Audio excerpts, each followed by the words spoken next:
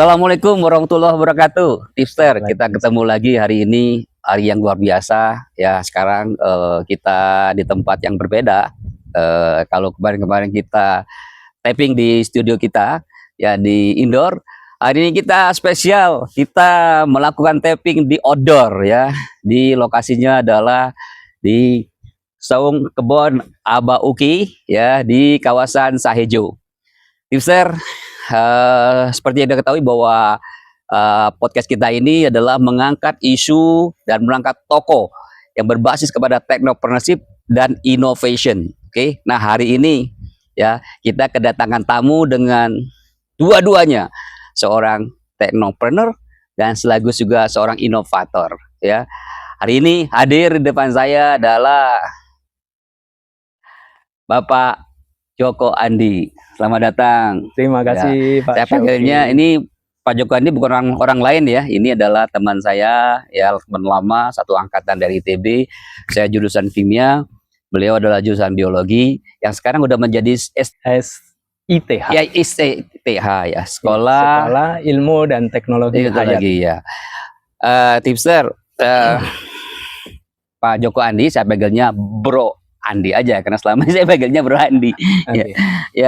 Hadir di depan kita, beliau adalah seorang technopreneur dan inovator di bidang formulasi enzim. Tentu teman-teman masih banyak belum tahu kan, apa itu enzim, kemudian aplikasi untuk apa. Nah, hari ini sudah hadir di depan kita, ya Bro Andi Joko Andi. Nah, beliau sempat bekerja bersama saya bareng-bareng dengan kami di suatu perusahaan Amerika ya. Beliau kerja sebagai profesional itu sudah 11 tahun. Kemudian pada tahun 2009 beliau mendirikan perusahaan yang luar biasa, namanya adalah PT Sadia Balawan ya, atau disingkat dengan brandnya namanya adalah Saba. Dan saya sempat ya ke tempat pabriknya Bro Andi ya di Sabah. Itu pabriknya keren banget, bagus banget. Terima kasih. Kemudian bersih ya, tidak sepertinya umumnya pabrik di tempat lain. Ya, luar biasa. Terima kasih. Pabriknya ada di kawasan Bogor ya, tepatnya di daerah Citerep. Baik, Bro Andi. Nah, bisa ceritakan nggak bagaimana pengalamannya sehingga bisa mendirikan perusahaan yang saya tahu perusahaan formulasi untuk enzim ini setahu saya hanya satu-satunya ya di Indonesia ya. Jadi bisa ceritakan pengalaman bisa mendirikan perusahaan yang luar biasa ini. Oke, terima kasih Bro Syauki. Pertama terima kasih undangannya ya untuk bisa sharing apa yang saya lakukan. Jadi ide mengenai menjadi formulator enzim itu sebetulnya karena sedikit kecelakaan. Kecelakaan ya. Jadi background saya sebetulnya adalah microbiologist. Oh, microbiologist. Ya, jadi berkutat dengan biosite pada saat saya menjadi profesional. Pada saat saya mendirikan perusahaan, rupanya saya nggak mampu bersaing untuk berkiprah di bidang biosite.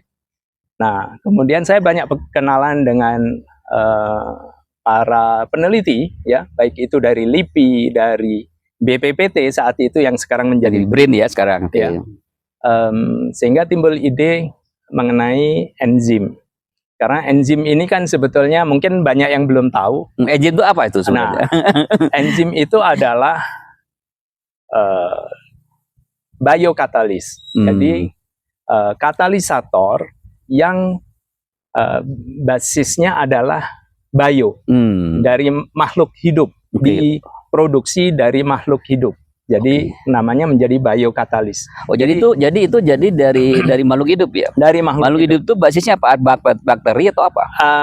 Yang umumnya digunakan untuk industri itu adalah dari bakteri. Bakteri, oke. Tapi banyak juga yang dari tanaman. Oh, bisa juga dari tanaman. Bisa juga dari tanaman. Kalau kita tahu ada istilah ada enzim yang namanya papain. Papain. Ya, dari pepaya. Kemudian bromelain dari nanas. Seperti itu. Jadi sebenarnya enzim ini adalah protein ya. Protein. Jadi protein yang dihasilkan dari makhluk hidup atau dari tumbuh-tumbuhan kayak papain tadi ya. Kayak dari papaya. Jadi fungsinya apa enzim itu? Adalah untuk sebagai katalisator. Jadi dia mempercepat proses reaksi kimia tanpa melibatkan dia dalam reaksi itu, tidak mengubah dia dalam reaksi itu. Begitu. Jadi, nah kembali lagi karena saya bergaul dengan para peneliti, sehingga timbul ini sesuatu yang cukup potensial untuk di industri yang memerlukan katalis atau boleh dibilang sebagai aditif untuk memperlancar produksi seperti itu. Baik. Jadi enzim ini dipakai ya sebagai katalisator ya. Kan kalau di kimia kan ada juga katalisator ya. Betul. Tapi basisnya bukan enzim ya. Nah, kalau ini ada basisnya adalah organik enzim, protein ya, basisnya protein. Nah, sekarang Bro Andi, ini dipakai di industri apa aja dan untuk apa aplikasinya? Banyak sebetulnya aplikasi ya. Jadi ada di industri kertas, food ya, industri makanan, kemudian industri deterjen. Deterjen juga, kemudian pakan juga. Lalu tekstil, kulit, banyak sekali sebetulnya aplikasinya. Begitu. Kalau lebih spesifik misalnya kalau untuk di industri tadi itu apa ya kira-kira di proses mana tuh yang dipakai ya? Kalau gula misalnya gula itu begini, dalam proses dari panen sampai itu menjadi gula itu banyak terjadi kontaminasi di sana. Nah, makanya kontaminasi itu yang mengubah bahan baku ini tadi yang harusnya bisa diproses menjadi gula lebih mudah, itu menjadi lebih sulit. Nah, untuk mengatasi hal ini perlu ditambahkan enzim agar perubahan itu bisa dicegah. Begitu. Jadi seperti itu. Jadi dalam prosesnya mungkin ini agak teknis. Jadi dalam prosesnya pembuatan gula itu timbul yang namanya dekstran. Sementara dekstran itu menghambat proses penyaringan. Nah, untuk menghilangkan dekstran itu ditambahkanlah enzim dekstranase. Begitu. Dia mengubah dekstran untuk menjadi glukosa kembali yang sehingga mudah diproses untuk menjadi. Artinya kalau boleh saya simpulkan, enzim ini membantu produksi ya. Kalau sayangnya tidak dipakai, tidak efektif dalam produksinya. Artinya walaupun dia investasi membeli enzim atau menggunakan enzim produknya Bro Andi, itu lebih baik dia beli daripada dia nggak beli. Betul. Ada value added-nya. Ada value added-nya. Ada ROI-nya. Betul. Nah, kalau yang lain, aplikasi yang lain. Aplikasi yang lain di paper misalnya, di kertas. Kan Mas Andi pengalaman banyak di paper ya. Di paper itu kertas ya. Ini ngomongnya agak sedikit teknis ya. Nggak apa-apa. Jadi paper itu kan berasal dari serat kayu. Serat kayu. Serat kayu itu bagaimana dia bisa dirajut menjadi kertas itu perlu yang namanya fibrilasi. Jadi serat kayu itu difibrilkan. Sehingga dia bisa dirajut menjadi kertas. Nah, untuk memfibrilkan ini diperlukan yang namanya refiner. Nah, refiner ini energi yang dibutuhkannya sangat besar. Oleh karena itu, untuk menurunkan energi itu, ditambahkanlah enzim selulase. Selulase sehingga dia membantu serat ini menjadi lebih empuk untuk di-refine. Begitu. Nah, begitu ditambahkan selulase, refiner itu kerjanya tidak terlalu keras. Begitu. Sehingga energi bisa diturunkan, ROI-nya dapat. Gitu. Nah, kalau di aplikasi, contoh aplikasi untuk sawit misalnya. Sawit. Nah, ini lebih mudah menjelaskannya. Menjelaskannya lebih mudah. Mengapa? Kenapa? Karena kita ini adalah produsen ya minyak sawit terbesar di dunia. Jadi kalau di sawit itu sebetulnya sama. Dia bekerja, enzim yang digunakan adalah selulase. Dia bekerja pada serat kelapa sawit. Sabut ya. Serabutnya. Sehingga dia mudah dikeluarkan minyaknya. Dengan demikian, yield atau rendemen yang didapat akan lebih tinggi. Jadi, Tipster, jadi di sawit itu ada sabutnya itu masih tersisa lebih kurang sekitar 4%-an ya. Betul. Ya, minyaknya. Nah, kalau itu diolah dengan menggunakan mekanikal di pabrik seperti biasa, itu masih ketinggal di sana tuh anunya ya, minyaknya. Nah, dengan menggunakan teknologi yang disampaikan oleh Bro Andi tadi, ya itu bisa meningkatkan rendemen. Jadi bisa ditarik sama dia. Yang 4% tadi. Ya kan? Dan itu adalah uang. Ini memberikan value kepada pabrik-pabrik sawit gitu ya, sehingga kalau saya menggunakan bisa menambah kapasitas produksinya, menambah ya berapa persen kira-kira bisa?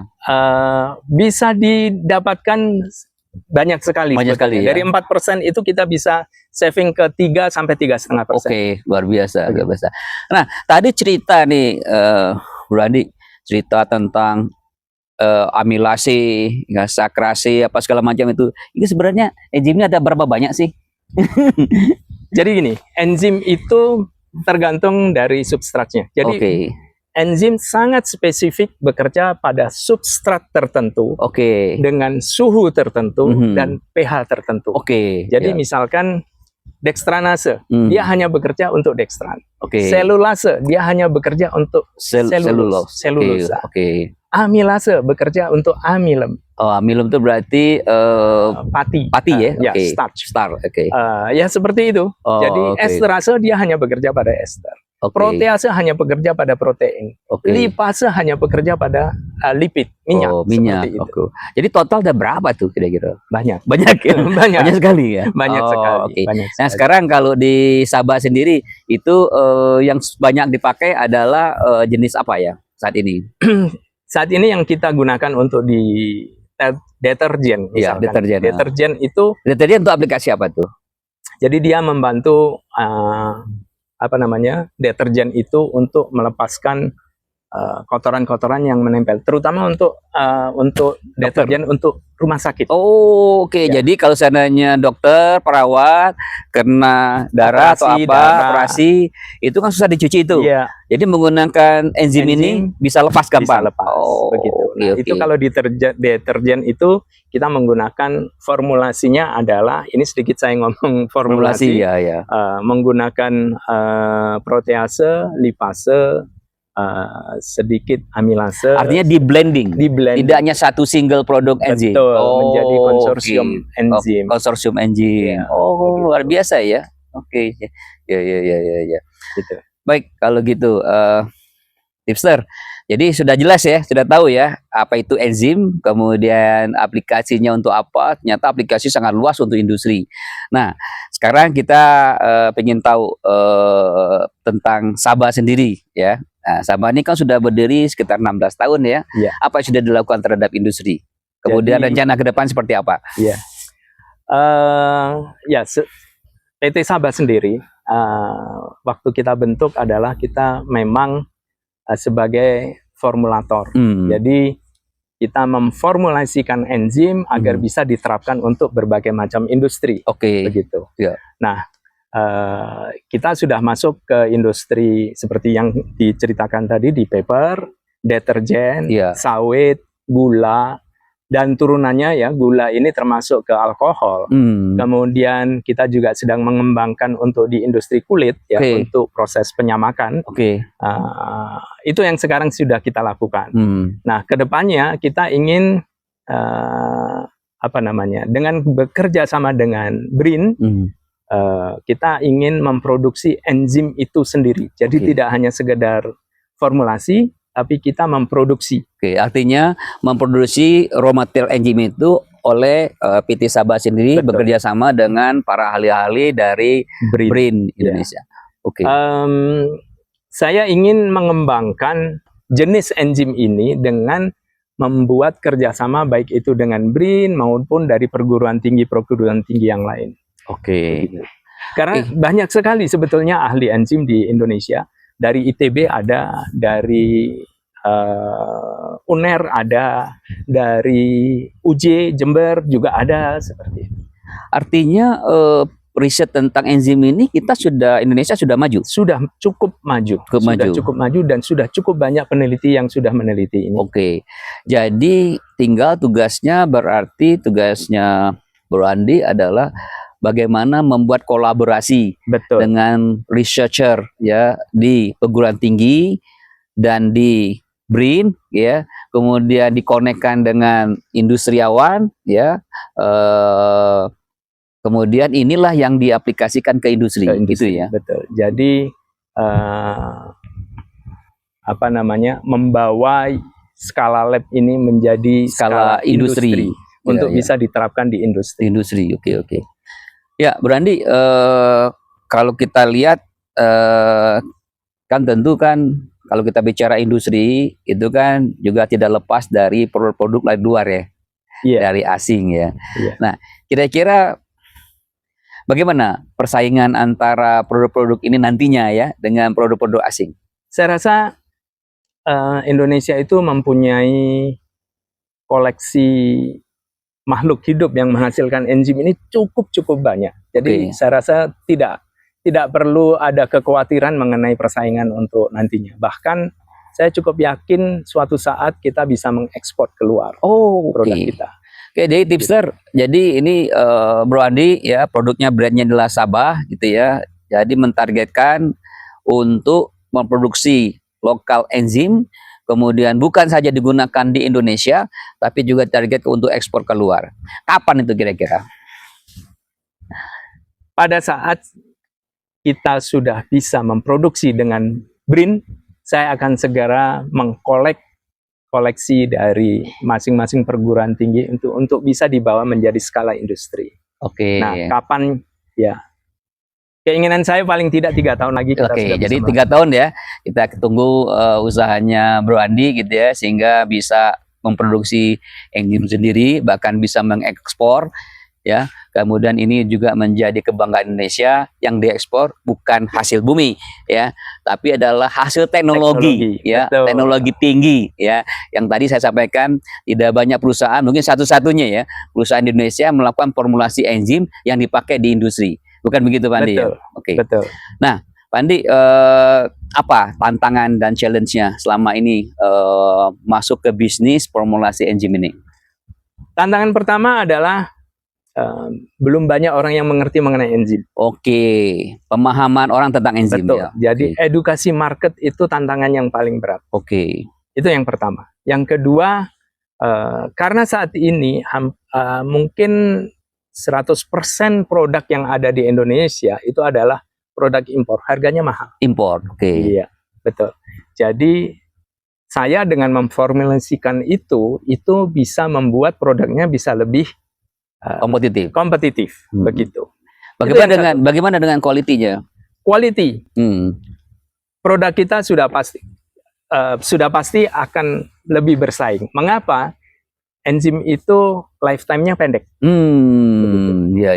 Begitu itu diformulasikan di Indonesia, kita mempunyai keunggulan bahwa produk kita fresh from the oven. Jadi sangat fresh, sehingga di lapangan pun dia mempunyai umur yang lebih panjang. Lifetime yang lebih panjang. Begitu. Umumnya kalau enzim itu lifetime-nya berapa lama sih? Lifetime-nya pada suhu kamar ya, suhu Indonesia ya 25 sampai 32 lah ya. Itu kurang lebih 6 bulan dia sudah mulai turun. Tidak rusak sama sekali, tapi sudah mulai turun aktivitasnya, sehingga dosis yang diperlukan lebih tinggi. Lebih banyak ya. Oke. Baik, Bro Andi. Jadi ini tadi challenge-nya adalah edukasi ya. Jadi banyak orang yang belum paham. Ini mungkin salah satu juga tugas kita nih ya di podcast ini adalah mengedukasi ya kepada khalayak banyak ya, termasuk ke prospek, kemudian ke industri, ke mahasiswa juga mungkin ya, untuk bisa menjadi tahu ya enzim itu apa, kemudian aplikasi seperti apa, kemudian benefitnya apa. Ada lagi nggak kendala yang dihadapi selama ini? Saya rasa memang itu yang paling edukasi berat. Ya. Saya sedikit cerita ya. Mungkin para tipster kita sebut. Ya. Para tipster di sini belum tahu bahwa MSG itu pun membutuhkan enzim. Iya. MSG itu pun membutuhkan enzim ya. Iya. Dalam proses pembuatannya itu perlu enzim, dan nggak main-main. Butuhnya juga cukup banyak ya? Begitu. Karena bahan baku mereka berasal dari, ada yang berasal dari tapioka, ada yang juga berasal dari molasses. Begitu. Jadi ya itulah tantangan kita untuk memberikan edukasi market itu ya, seberapa penting itu. Karena dengan menggunakan enzim itu lebih banyak, paling tidak di bagian limbah industrinya itu akan cukup bisa menurunkan COD BOD yang menjadi concern orang limbah begitu. Artinya ini juga enzim ini ada juga aplikasi untuk pengolahan limbah juga ya? Ada. Selain proses tadi. Betul. Itu di apanya itu? Jadi saya kasih contoh paper sekali lagi ya. Paper itu sebagian yang dibuang adalah serat. Ya. Serat supaya lebih mudah untuk digest ya, diproses oleh bakteri yang ada di sana, mikroorganisme yang ada di sana. Ini bisa dibongkar dulu dengan enzim itu. Jadi enzim ini membongkar dulu supaya bisa lebih gampang dimakan atau diolah oleh bakteri atau disebut dengan istilah digest. Oke. Sehingga COD BOD pasti akan lebih rendah. Seperti itu. Ya. Baik, Bro Andi, ini kalau kita bicara enzim tadi industrinya ya, ada lagi nggak industri-industri yang juga membutuhkan enzim ya selain yang disampaikan tadi? Sebetulnya kalau kita ngomong industri, hampir semua ya. Hampir semua bisa hampir ya? Semua. Terutama seperti obat-obatan, kosmetik, kemudian makanan, itu semuanya butuh enzim ya untuk prosesnya. Lalu bahkan katanya darah juga, untuk pengolahan darah juga perlu enzim. Ya, untuk laboratorium. Untuk laboratorium demikian juga. Bahkan untuk industri spare part kendaraan. Perlu juga? Iya. Untuk aplikasi apa itu? Untuk aplikasi di limbahnya. Limbahnya. Seperti itu. Iya. Nah, kalau begitu enzim ini luas sekali ya? Luas sekali. Dan ini masih blue ocean. Blue ocean. Masih blue ocean. Gitu. Nah, pertanyaan berikutnya adalah, ini sekarang ini berapa persen yang sudah diproduksi Indonesia, berapa persen yang masih diimpor? Kalau enzimnya sendiri, enzim data tahun 2024 kita itu impor 8.000 ton per tahun. Wow, 8.000 ton per tahun. Itu artinya berapa persen dari kebutuhan enzim Indonesia? Hampir 100%. Hampir 100%. Hampir 100%. 8.000 ton. Iya. Nah, perdagangan global sendiri enzim itu mencapai 24 miliar US dollar. 24 miliar global ya. 2024. Dan itu pasti terus meningkat. Peningkatan global itu 7%. 7% setahun. Wow. Indonesia 11%, Pak. Wah, Indonesia lebih banyak ya? Iya. Artinya makin banyak orang yang aware mengenai, lebih paham mengenai pemakaian enzim. Iya. Begitu. Oke. Jadi peluang cukup besar ya? Cukup besar peluangnya. Dan jadi sekarang masih hampir 100% kita import. Berarti ada potensi kita untuk mengembangkan sendiri industri itu dalam negeri ya. Dalam negeri. Nah, tadi kan dari segi market tuh ya, market belum paham gitu kan ya. Nah, tapi kalau dari segi pelakunya sendiri, misalnya risetnya, kemudian tadi perguruan tinggi sama lembaga risetnya sendiri, seperti apa kira-kira yang sudah dilakukan selama ini terhadap enzim ini? Cukup banyak yang melakukan ya. Jadi kalau dulu di Bandung itu ada lembaga Balai Besar Selulosa, itu juga mereka rutin melakukan penelitian itu, ya, selain perguruan tinggi ya. Kemudian LIPI juga melakukan waktu itu, sekarang semua menjadi BRIN itu. Ya. Di BRIN itu mereka mempunyai selain mereka memproduksi enzim, mereka juga menginovasi untuk inserting DNA dari makhluk lain ke bakteri untuk bisa menghasilkan enzim lebih banyak. Istilahnya adalah rekombinan, DNA rekombinan. Mereka juga melakukan seperti itu. Saya rasa masih banyak peneliti-peneliti kita yang cukup concern untuk meneliti enzim. Begitu. Ya, Bu Andi, tadi kan disampaikan sudah dipakai di Indonesia, mungkin sudah cukup lama juga. Memang kendalanya tadi betul ya, masalah edukasi. Tapi kan faktanya kan sudah dipakai itu di industri. Betul. Tapi kan raw materialnya hampir 100% import. Betul. Apa kendala untuk produksi lokal? Ini yang agak sulit menjawabnya. Ya. Mengapa Indonesia tidak memproduksi sendiri? Iya. Indonesia sepertinya kita masih cukup concern ke obat-obatan. Lebih baik bisa memproduksi antibiotik daripada memproduksi enzim. Begitu. Jadi sebetulnya ini peralatannya atau teknologinya kurang lebihnya sama. Gitu. Jadi ya. Atau mungkin sebenarnya belum banyak orang yang ingin masuk ke bisnis itu untuk memproduksi. Memproduksi ya. Atau concern masalah produksi. Betul. Mungkin lebih gampang impor saja. Lebih gampang import saja. Karena sebetulnya paling utama kesulitannya memang edukasi market. Oh, edukasi market. Ya. Tapi kan prakteknya kan sudah pakai market, udah pakai MSG, udah pakai paper, udah pakai gitu kan ya. Tapi pertanyaannya kan ya pelakunya ya kan cuma sendirian. Betul. Kemudian masih raw material masih import ya kan. Pertanyaan saya, kenapa tidak produksi sendiri gitu loh? Itu dia. Ngopi dulu. Itu dia. Mengapa tidak produksi sendiri? Itu saya juga nggak mengerti. Karena terus terang saja kerjasama kita dengan BRIN itu cukup intensif, dan BRIN juga heran mengapa orang industri tidak mau masuk ke sini begitu. Iya. Oke. Berarti challenge-nya adalah salah satunya selain edukasi adalah memproduksi sendiri ya dengan produk lokal. Pertama tentu produk lokal ini waktunya bisa diproduksi lebih fresh.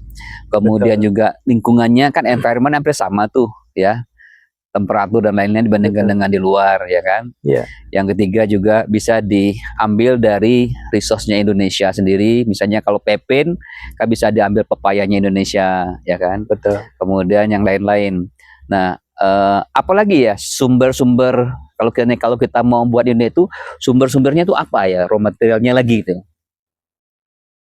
Kan tadi pepin kan dari situ ya. Sekarang yang banyak digunakan sih memang dari mikroorganisme. Ya. Mikroorganisme.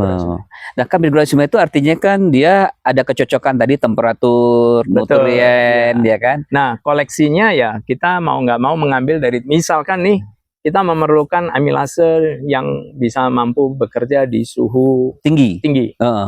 Cari koleksi bakterinya ya dari tempat-tempat yang mempunyai suhu tinggi. Seperti itu. Iya. Itu yang dilakukan oleh peneliti-peneliti. Gitu. Ini berarti challenge-nya masih cukup luas ya, masih ini ya. Oke. Iya. Nah, tadi sampaikan 3 tahun lagi mau produksi sendiri gitu ya. Kemudian apalagi kira-kira mau dilakukan ke depan oleh Sabah?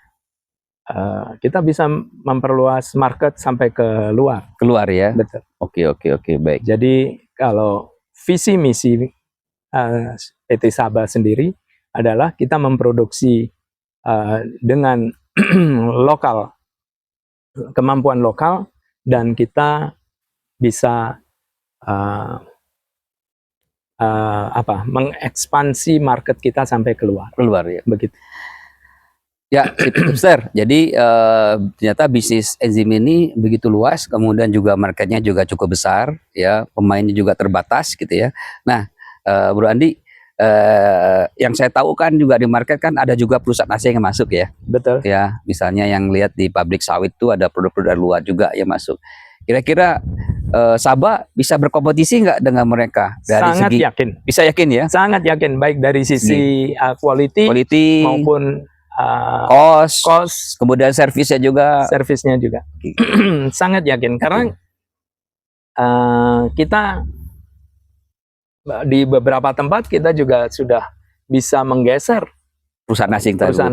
Iya. Dan barusan kita mencoba ya masuk di industri kulit yang saat ini 100% mereka pakai produk impor. Oke. Produk kita masih bisa bersaing dengan mereka dengan harga yang lebih murah. Iya. Ini adalah di kulit ya? Industri kulit, penyamakan kulit. Penyamakan kulit. Iya. Jadi sekarang sudah masuk penyamakan kulit menggantikan berkompetisi dengan perusahaan asing. Iya. Ya. Oke, Bro Andi, apa rencana ke depan lagi selain tadi mau memproduksi produk lokal, mau memperbesar market, ada lagi nggak besar market ya, kemudian masuk ke industri baru gitu, ada lagi nggak yang dilakukan oleh Sabah? Saat ini yang menjadi concern atau menjadi fokus kita memang di sana. Ya? Di sana. Dan tentunya dengan formulasi-formulasi yang baru yang bisa menyelesaikan problem yang ada di dalam market itu. Begitu. Ya. Okay. Masih banyak problem yang harus kita selesaikan ya di industri paper sendiri.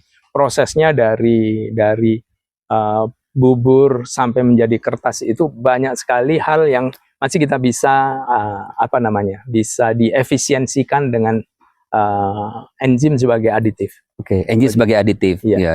Oke, baik. Begitu. Ya, Bro Andi, kita sudah hampir di ujung diskusi ya. Kemudian ada nggak masukan-masukan, saran untuk stakeholder yang lain seperti pemerintah, perguruan tinggi, kemudian lembaga penelitian, apa masukan-masukannya? Saya rasa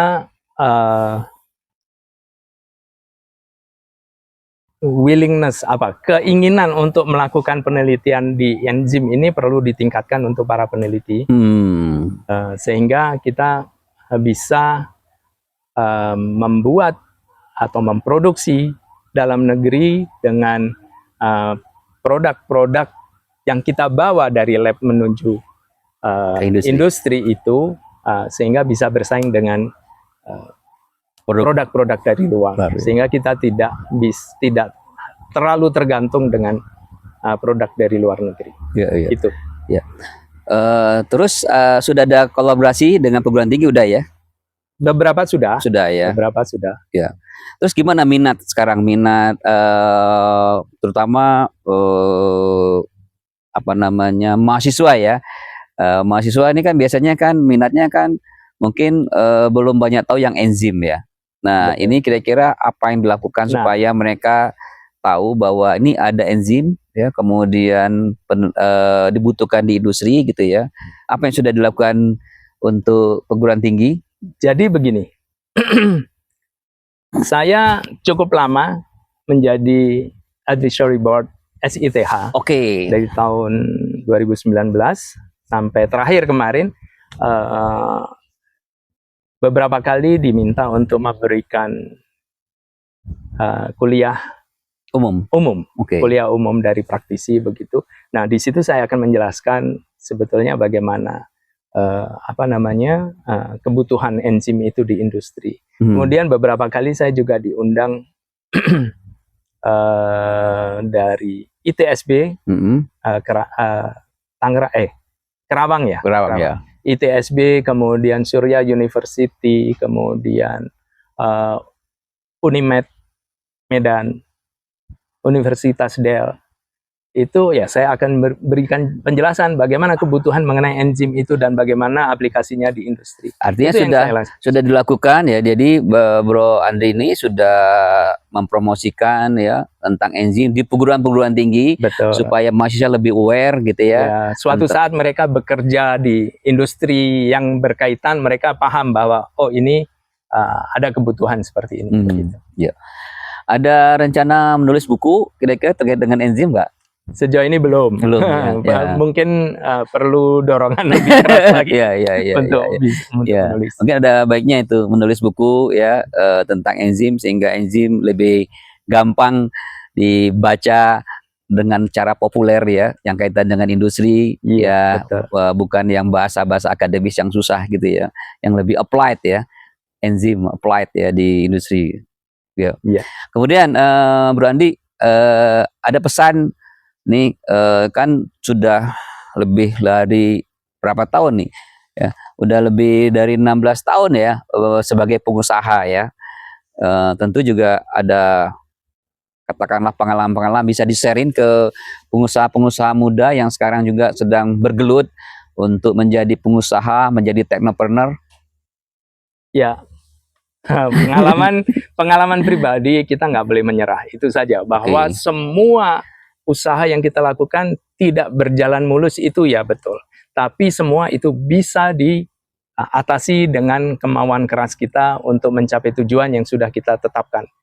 Jaga mimpi Anda untuk menjadi sukses. Oke, jadi jaga mimpi Anda untuk menjadi sukses. Ya, baik tipster, saya pikir sudah cukup waktunya kita berdiskusi dengan Bapak Joko Andi. Beliau adalah owner dari perusahaan yang formulator untuk enzim, ya, yang brandnya adalah Sabah. Dan satu-satunya perusahaan Indonesia yang saat ini berkompetisi dengan perusahaan racing, ya, di Indonesia. Sudah cukup kita berdiskusi, ya. Tentu nanti Bro Andi, kalau masih kurang banyak pertanyaan teman-teman, mungkin kita adakan sesi berikutnya, ya. Boleh, bisa ditanyakan di komen. Oh, di komen, ya. Ya. Bisa juga tipsnya, bisa juga visit ke websitenya, ya. Websitenya apa namanya? Sabah.co.id. Sabah.co.id. Oke. Baik tipster, sekali lagi terima kasih. Hari ini kita ketemu di suasana yang santai, ya, di kawasan Sahejo, di Saung Abah Uki, ya.